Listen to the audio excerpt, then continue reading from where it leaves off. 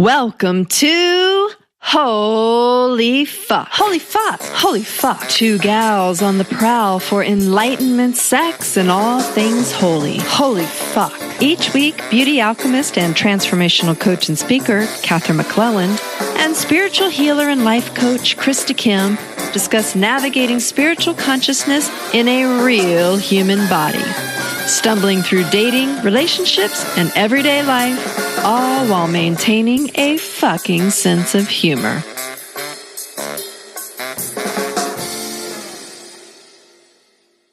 We got spirit. Yes, we do. We got spirit. How about you?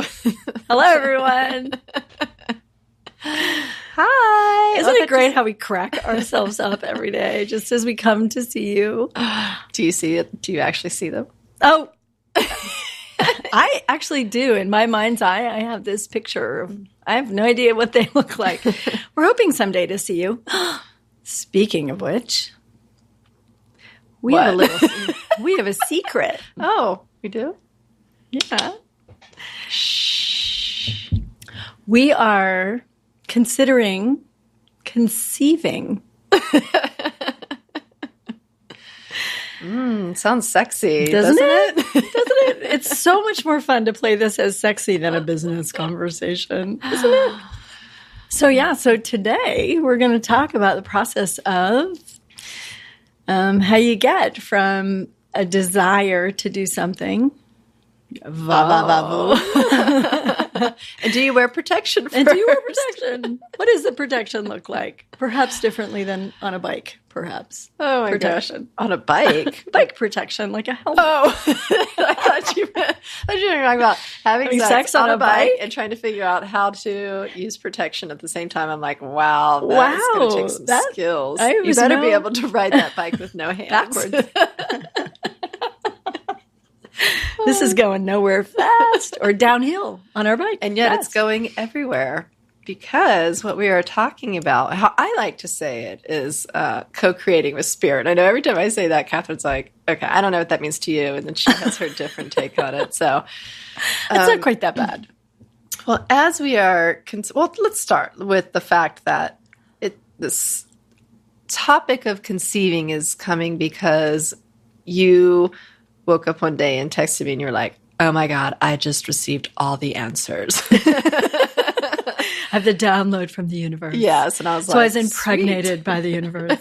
Oh my God. And then she had to, check in with me to check in with me to see if I was willing to be the father of this child. I love that I get to be the mother again. Yes. One of my favorite roles. It's so sweet to get to be a mother again. So in Katherine, getting a download from the universe of potential next steps for us as we move forward. We're not sure I'm pregnant yet. Right. That's why we're talking quietly about it. We're just seeing if maybe you're ovulating. We're checking my sperm count and your temperature. That's right. See how it's going here. Yeah. So you got a download from the universe, and we're very excited about it. We are. And you checked in with me and shared it with me, and I just kind of had this, well, of course, that's it. That sounds great. And then the fear popped up of like, oh God, I don't know whether I want to be married and have a baby and have to pay for college and have an 18-year commitment right now. I'm just getting through with that. Oh, I know what you mean. Yeah, but the great thing that I think that we're figuring out about both of us is that because we both did our master's in spiritual psychology, and in our second year of study, they specifically walked us through the process of heartfelt projects, like taking on a project that feels just juicy and alive and spirit-filled and inspired by something that we both feel really called to do. And in that process, and in going through the skills and what it takes to birth a project like that, we got a lot of experience in all of the roadblocks that pop up along the way when we're trying to do some type of project. This could be business. This could be remodeling your living room. This could be cleaning out your garage. It's like whatever that thing is that you feel like you need to do in your life, there's always these steps that come up that block us. Yeah. And what I wanted to say was we are in this very, very first step of creation here, which is we're actually wondering what it is, what it's going to look like, what we actually want to create, and if we still want to create, So that's why we said, yeah, we're kind of not sure but we're thinking about, trying. That's where right. So if we were pregnant, it would be, we're thinking about trying. So we're checking the temperature and all that kind of stuff and seeing where we are with this. And what is so important at this point, which Krista calls co-creation, is, it's interesting where this has come up from because we've been going through a process with you about letting go, about forgiveness, all sorts of different ways of ending the year and then putting our energy back in. And what we noticed was that this creation started to come through around surrender. And I was just imagining in my meditation, wow, you know what? I didn't really even have a focus on I want to have a baby. Right. I was just thinking, what's up with me? What's going on in my life? And this literally pages of downloading of a structure and a way and a how. And what it's all about that we're considering is how can we give more? That's really what it is. How can we give more? The question that we ask a lot is, how can I be of service in this situation? How can I be of more service in my life? How can I be more, involved in my life? And how can I bring something in that is really a big process?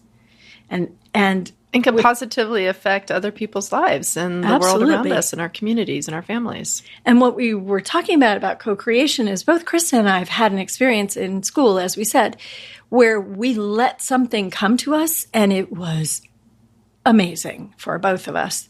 And so we trust this process. So I'm going to tell you my story, which was I came into this year knowing I had a project. Into your school year. Into the school year a few years ago, knowing I had to do a project. And I'd been thinking about it. And I don't know if any of you guys have ever done this, but thinking about what you want to make happen usually makes it go farther and farther away. Mm-hmm. And farther away from what it should be, farther away from being able to grasp it. It's like everything feels at a distance. Yeah, and more of a should, actually, and less of a birthing, more of a, So what I came in with, I'm going to start my coaching practice. I really didn't want to start a coaching practice at that point, but that's what I thought I should do. And we were in the classroom, and the instructions that we were given was to go into this meditation with no preconceived notions of anything that we thought we brought with us. So he said, our teacher, Ron Holnick, said, you may come back to the same place or you may not. So let go of everything, which we've been working with, right? And then open to the moment and see what Spirit has in mind for you or in heart for you instead of thinking about it. Because he knows after this many years of doing it himself that many people get caught in, this is what I should do. I should do a coaching business because I need to bring income in, or I should do it because I've worked so hard with this degree. That's the next logical step, or, and I should share my coaching gift with the world or whatever. And so I was in that place, and what downloaded was miraculous. It's speechless. It was so big that it took me months and months to actually get back with working with my spiritual process, my emotional process, to actually get back to do the thing because it was so big. And what was the thing? It's this project where I had finally really gotten the message that for women, our beauty is on the inside. And as I looked around this classroom and I saw, 80 or 90 women who were so beautiful, all looking back at me and knowing that not every single one of them, and maybe most of them, had no clue how beautiful they were. And you've talked about this business before, so we don't need to go into all the depth around it, but you should name it so they can remember it. Oh, right. So and the name came in too, which is Raw Naked Beauty. And it was just so divinely inspired, and it was massive for me to wrap my arms around that and carry that expression into the world, plan it, make it happen. When I look at it today, it's not that big a project. It wasn't massive and monumental. It's incredibly powerful. People had breakthrough experiences. You can see them on my website. And it wasn't hard to plan except for me because of all of the blocks that I had. And what happened was that spiritually, I was guided to go find an area where I was going to get maximum growth and be able to give maximum value to the people, the women who came in contact with me. It was so beautiful. So what do you think your biggest block was at that time? Like, I know you've told the story of like, you got that huge download and so many people were like, yes, that's such a beautiful project. You should do that. And then like you described like just running away from it for a couple of months. Like you just couldn't even step into it. What, in hindsight, like what was that internal block stopping you?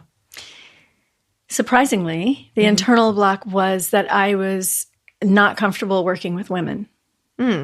So I didn't trust women. I had a lot of experiences of betrayal. Look how far you've come. I know. I've got a partner that's a woman. Okay, remember, we're sexually not partners. But thank God you had that project and got through that block, or then we would not have been able to move forward on our path together. Absolutely. I was not a reliable partner for women. I was terrified of them. They were always the ones that got me in trouble. Men were much nicer to me, and I knew how to kind of navigate. So from this perspective of co-creating, I actually call it co-creating with spirit. Yes. So what that means to me in my life is I'm not sitting down and writing out a musical, if that's what I'm going to do. Right. I'm sitting there quietly in contemplation and asking spirit for the day what it is that I'm supposed to be doing to be of most service in the world. And if a musical comes out and gets written down on paper, that is the co-creation part. Some days, nothing comes. Some weeks, nothing comes. And then one day, it all comes. And that's how I know it was divinely inspired and co-created with spirit, because it just flows. Right. And you know, we know that the flow comes when we're in the mindset where we're spacious and we're in our loving and we're in creativity, and basically all the universe is lined up with us to say, are you committed? Go. And it lines it out for us. So what happened was, from the moment I got the download, when I was wide open and fully available, I had to work through all of the emotional, mental, and physical blocks that I have about my own beauty, about my relationships with women, my mother, like all of it had to come to the surface. And I'm sure there were some business decisions and other things that even beyond that get scary. Like, okay, well, now if I'm going to do this program, okay, now that involves money and websites and, you know, the marketing, and it can get big really fast. And that's why this concept of co-creation for me is so important to bring to our audience, because as they're moving into the new year and, you know, everybody feels inspired and they want to do all their heartfelt projects, it's like, how can we give them some tools that we've found beneficial to us in order to baby step them through their own little blocks that might come up. You know what I was thinking, Krista, just then, that this is like pre-manifestation, because you haven't, it hasn't solidified. It's still in the universe. You're still kind of opening and being read by the universe about what is it that you're wanting to deposit? You know, who are we together in this creation? And the universe is also coming and feeding all sorts of influences into us. And there's synchronicities. And that's how we start opening these doors. Synchronicities start happening. Miracles start happening. The strangest things come together and open doors. I can't even begin to tell you. So your doors flew open, you received the idea, and all of a sudden they slam shut. Yeah. And then the process is to start pushing the door back open, and as you work through the blocks. Right. Recognizing that it was a heartfelt project for me. It was massively important for me to work and play in all these places. And I learned to love women in a new way. All of it worked really beautifully. And it was a process that I had to keep going back to. What is it? What is it? What's next? What's next? Using all the spiritual tools, all of them, that we were learning in school to move through the emotions and the fear A lot of fear. A lot of yeah. fear. Which I think most people experience when they are launching a new project. Absolutely. Yeah. A lot of fear comes up for people, and it's very normal because we're pressing ourselves out again into the universe. And the piece of this, the essence of this that I think we want to communicate is you're not alone. If you're co-creating with spirit, if you're co-creating you're with not alone. spirit, you've asked for guidance, and the guidance comes in and it says, take a right here, take a left there, go here, go there. Even when I was creating my logo, things were happening. So it was incredibly precious. And one thing Krista pointed out as we were talking about this was time. We need to have space and we need to have time to allow this process. So this preparation for creation, it's not the same as manifestation. Right. It's sorting through all the stars in the universe to see which one you're aligned with and why. You don't even know why. Right. It's not important, and how is not important. Right. One of my favorite things about co-creating a spirit is that when I get some wild ass idea, I'm like, well, that was spirit's idea.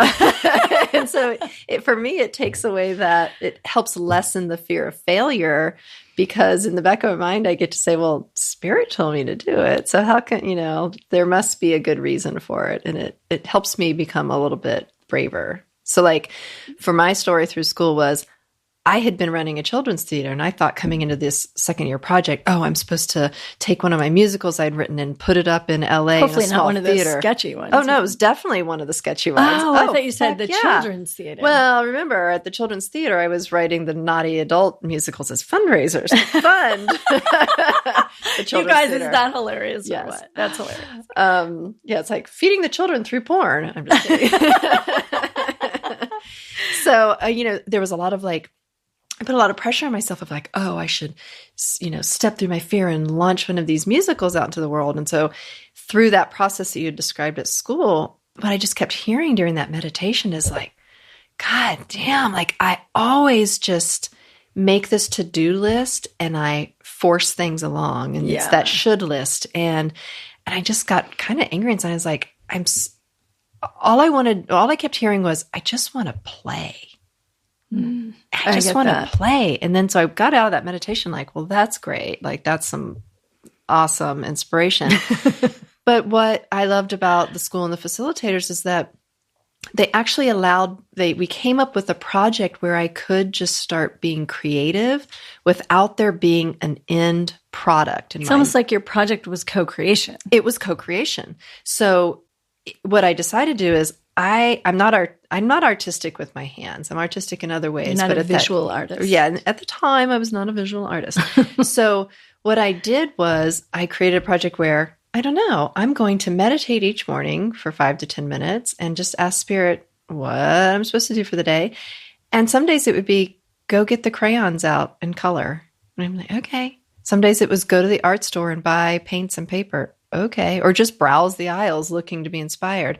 One day it was go to the nursery and buy plants and make a fairy garden. So I was just super open to trying things. Fairy garden. I loved it. It was my favorite part of my project. But what I found was that by letting myself be silly and childlike and to paint pictures that were ridiculous looking, but it didn't matter because I was just having fun, getting messy in the paint and allowing myself to spend time doing something that wasn't for money and it wasn't for outcome. I wasn't trying to sell my art or produce a sculpture to, have at the end of your project. It was literally my idea was I'm going to have a treasure box at the end, and I'm going to put everything I made in it and be like, here you go. Here's my project. And that gave me a lot of freedom. It took the pressure off.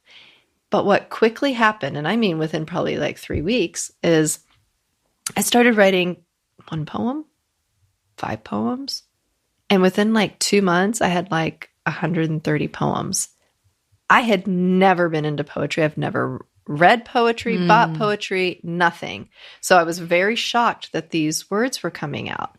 And part of the co-creation part was sometimes spirit would say, pick up the journal and start writing. And I would hear the first sentence and I'd be like, that is the stupidest first sentence for a poem. Okay.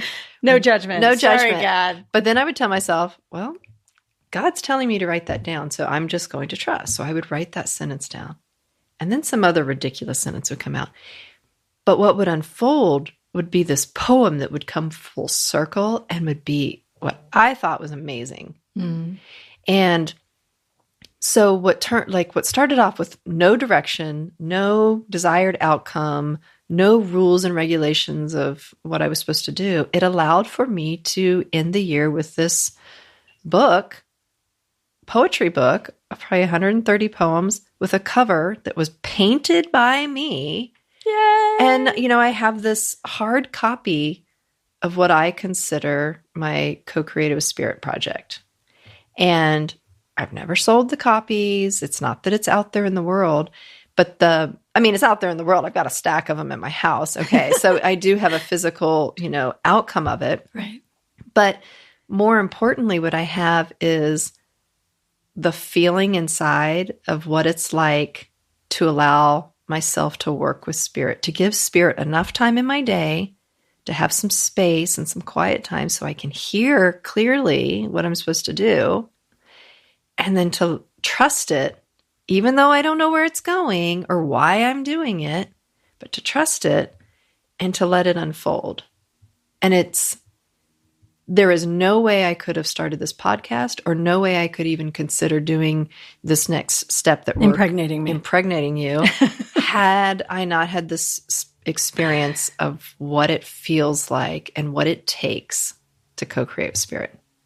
Yeah. And it was funny. I just said impregnating you, which I want to take back, which is really spirit is downloading through me and through you now. And now it's a process where there's co-creation between the two of us and spirit, which is actually getting even cooler and more exciting. And we don't know what it's going to be yet. We do have some ideas. We have really had some fun hashing some thoughts out over the last few days. And it's a gift. That's what it feels like. It's a gift has been given to us, and we are wanting to put it back into the world to give it to other people. And it means surrendering any idea of what we think it's supposed to look like. Oh, that's the biggest thing. The hardest part, because a lot of times when we start these projects, we put an end goal and we think, we have that manifestation piece of, yes, of course, if you want to build something, you have to set certain action steps in place. Right. We have to do our part. Yes. And so you and I are doing our part right now in the brainstorming and the scheduling and the meetings, and we're doing the real world steps. And we're calling in spirit before our meetings. And when we get stuck on something, we look at each other and be like, maybe this is time to take a break. We need a little bit of space to allow spirit to come through. Or when we get to a stopping point that feels really natural, it's like, instead of going, well, we've decided, we were supposed to have a business meeting that was 6 hours and we've only, worked 5 hours. So we should push through another hour and see what we can squeak out. It's like, that's that kind of what I see as like masculine energy and forcing something through, as opposed to sitting back and going like, wow, we just blew through some beautiful material and birthed some great ideas. Now can we just let it be for the night or a day or 3 days until we feel the next rush of inspiration? Yeah, I just want to say one thing too about masculine energy. Yeah, I saw your eyes get really big on that. I was like, oh, what did I say? I just wanted to clarify something, because I think what we're saying is when we engage in the wrong energy at the wrong time, then we end up with forcing. So if we're not clear what we're doing, or we don't have inspiration, which is of God from our inner resources and from our connection with spirit, if we don't have those things and we start driving really hard to our focus point, we're going to be driving on the wrong road. As somebody said one time to me, your ladder is leaning against the wrong building. You're going to get all the way to the top and you're going to be in the wrong building. Well, and to me, feminine energy is much more of the receptivity energy. So that is the part of us that opens up to spirit. And I'm not saying men don't do it. What I'm saying is that in what we are creating, we have to be very balanced in our receiving feminine energy and our masculine get it done action step energy. Right. And the other part of that is that Krista and I both have commented to each other, and other people have commented to us, that we love being in the feminine energy. So we will be happy to hang out in creation over and over Floaty and over. world. Yeah. And we will not necessarily grasp the masculine energy of directionality and manifestation and bringing it into form as quickly. So what we're trying to do is use the spacious feminine elemental co-creation part to bring it in the world through our second chakras, because I know we talked to you about chakras and our partnership. And then when the time is right, letting the masculine forces come in and carry this thing into fruition and into manifestation. And that can be so exciting because it's on its own journey. It's propelling itself. And we are just cooperating with what's already happening.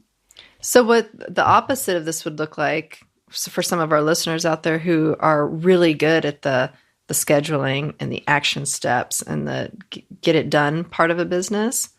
So if you're doing all of those things and you're still not getting the outcome that feels good for you or it feels alive, really hard, or it feels really hard, then what we're suggesting is come over a little bit back into your feminine energy, your receptivity energy, set 5 minutes. And I say 5 minutes just because I know that when I started that process of co-creating my project, I was like, you mean I have to sit here for 5 minutes in silence? Like it felt like torture because I didn't have a meditation practice at that time. That's actually what started my meditation practice. And so that's great. I kept saying to myself, well, 5 minutes isn't enough. Well, guess what? Sometimes in those 5 minutes, I wrote 3 poems. So it also helped me break out of my thought process or my belief system around time and how much time it's going to take to finish a project or do a job. Like it really, even with what we're doing right now, if I were to move into the mindset of like, it's going to take us 50 hours a week to do this project, I'm not going to do it. I can just tell you that right now. I'm not doing it because that's not the type of life that I want to live. That's not the schedule. That's not going to give me enough space in my life to do the other things I want. So breaking through some of these beliefs in time, the only way I can do that is if I go to God and be like, hey, I need an answer. And I got about 10 minutes. What you got? Well, the other thing is, I think we all, well, I don't know if you all have had this experience, but many of us have had the experience of time disappearing, time becoming something that, it not only disappears, but it is so fluid and full. And when we can rest into allowing the time to be the time it takes and not think, gosh, I haven't gotten anything downloaded for 3 days. And of course, it's tempting to feel like I haven't got anything downloaded for 3 days. Oh my goodness. But if we can trust, and that's the thing that Krista and I are saying is we've done a couple of projects now, including being with you guys, where inspiration is what carried the day. We didn't know what we're doing. We didn't have microphones. Didn't know how to plug them in. I still barely know how. We're still working GarageBand here, you guys. For all the big techies out there, well, we're in GarageBand.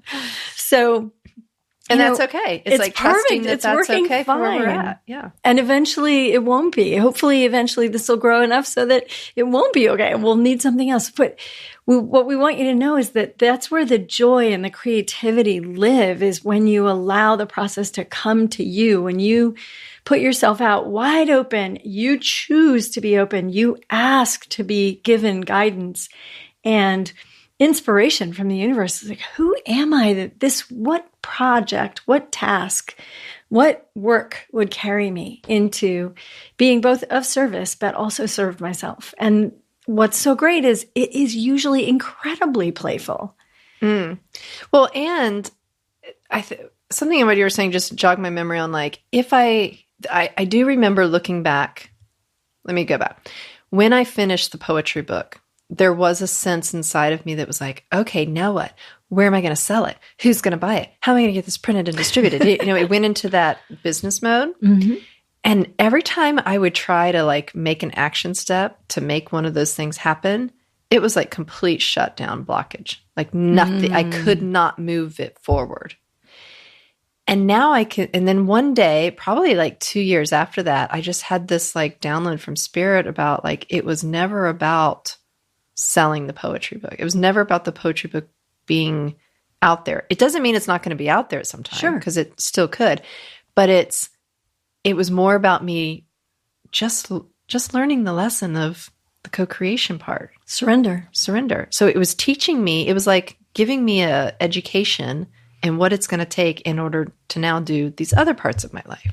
Right. And so this is what we're saying today is we're coming to you and telling you that there's something possibly about to gestate here for us.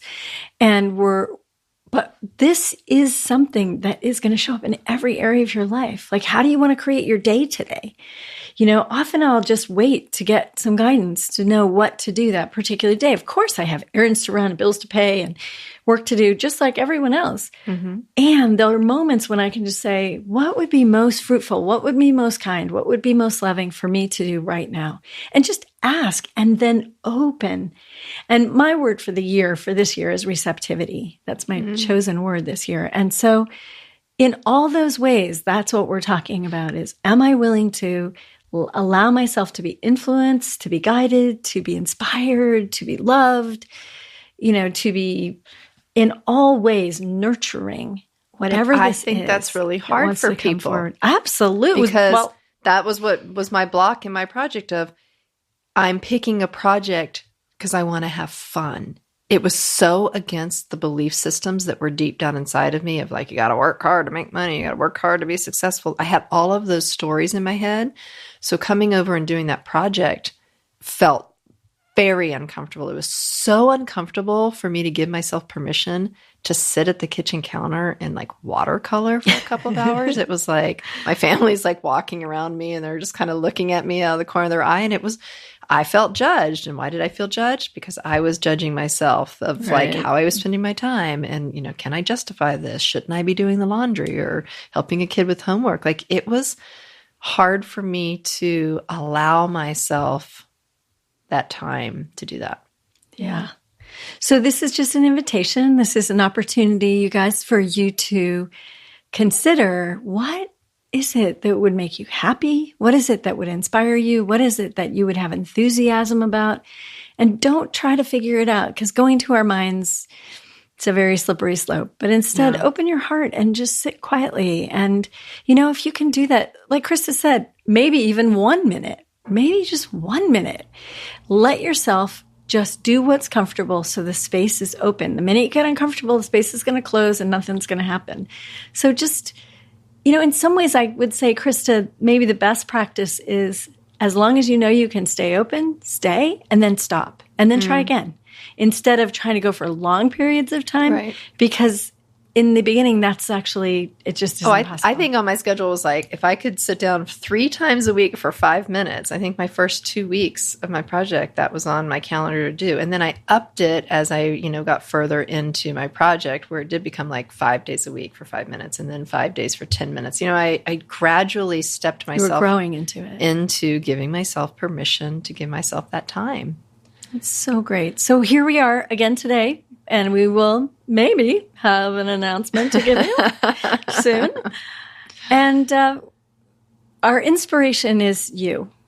You're our community. You're our inspiration. You're who we talk to. You're in our field, and we know that every single time we do this. So thank you for being here. And we know you're going into the new year with new ideas and inspiration and projects. And we want to support you. We do want to support you. And so if any of this that we're saying to you resonates, and you start your project and maybe come up with a block and you don't know how to move through it, that's when we all need help. That's when we need assistance. And so that's why we're here for you. And that's why we're coaches, because we want to see people go into the world and bring their amazing, beautiful ideas. And if we can help that, that's awesome. Then you're helping us be of service too. Yeah. So what we're saying is, check us out if you need some help, or if this is intriguing, you don't quite know how to do it. Always feel free to reach out. You can reach out to both of us, KristaKimCoaching.com and KatherineMcClelland.com. And you can find us on the Holy Fuck podcast page. Yay. Yay. And we love you so much. Please get out there and co-create. Yay. Spread the love. Spread the love. Bye. Bye. Do you want the opportunity to see the gals of Holy Fuck in person? If so, go to holyfuckpodcast.com and join our mailing list so you can find out when and where these goddesses will be transforming lives next. And yes, I know, I'm talking about myself in third person. Open your browser, type in holyfuckpodcast.com, click on mailing list, and give us your most trusty email, not that bogus one you give to Walmart. So sign up now. Not tomorrow. Now. Now, now, now. Thank you.